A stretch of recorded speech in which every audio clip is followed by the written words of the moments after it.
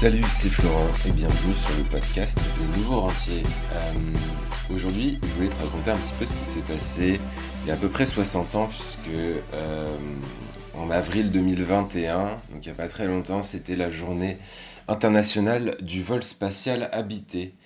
Et en fait, il y a 60 ans, donc le 12 avril 1961, c'était la date à laquelle le cosmonaute soviétique Yuri Gagarin réalisait pour la première fois au monde un vol spatial habité.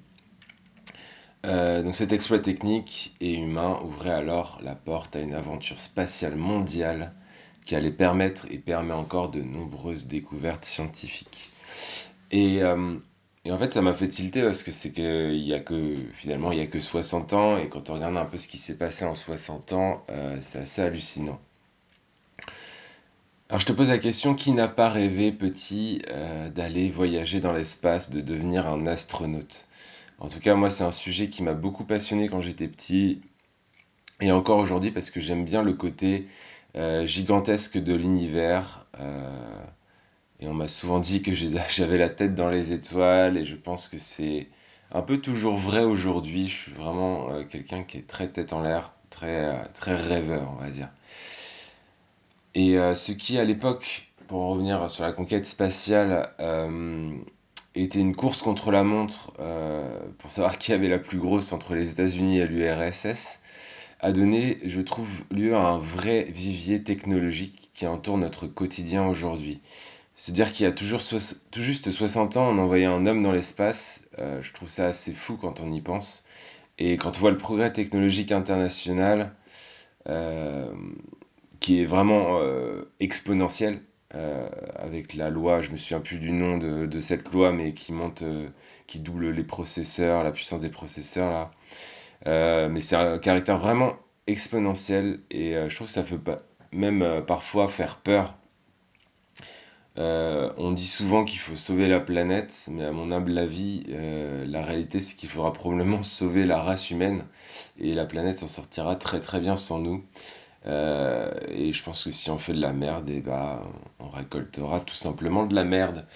Donc souvent les gens ne veulent pas investir en bourse car cela nourrit le capitalisme et tout ce qu'il engendre sur cette planète. Du coup, les fonds d'investissement ont créé des fonds entre guillemets éco-responsables. J'ai regardé, et vraiment c'est du pur marketing de bonne conscience. Euh, et ces mêmes gens n'ont pas compris que l'argent n'a pas d'odeur. C'est ce que tu fais avec ton argent qui donne de l'odeur, à mon humble avis. Donc si tu profites du capitalisme pour t'enrichir et faire le bien autour de toi, où est-ce que où est le problème en fait? Beaucoup de gens restent pauvres et s'enrichissent pas par fierté. Et je pense qu'il existe vraiment une voie alternative, qu'être riche c'est pas mal en soi, je trouve, que l'argent finalement amplifie qui tu es. Donc si tu es une bonne personne sans argent, tu seras une très bonne personne avec de l'argent. Si tu es un gros con sans argent, tu resteras un très gros con avec de l'argent. Et après, la balle est dans ton camp, quoi. Mais se priver de ce potentiel axe de croissance pour ton argent, pour derrière faire des choses qui sont importantes pour toi et faire le bien autour de toi, il faut enlever cette barrière purement. C'est une barrière psychologique qui est en toi si c'est ton cas. Donc, es-tu prêt à profiter de la croissance technologique que l'on vit depuis que notre ami Yuri s'est envoyé en l'air? C'est ce que je te propose de faire dans mes méthodes justement et les stratégies d'investissement en bourse. Et c'est ce qui nous permet, moi et toutes les personnes que j'ai accompagnées, de profiter de la croissance technologique mondiale. La croissance technologique mondiale, c'est ce qui nous a permis de faire de plus de 30% de rendement en bourse l'année dernière. Et cette année, on est déjà à plus de 10% à mi-juin. Et cette croissance, à mon avis, elle est loin d'être terminée pour le moment. Donc si tu veux en profiter et transmettre toutes ces connaissances à tes enfants, et ben moi je t'invite à prendre un rendez-vous avec mon équipe ou moi-même.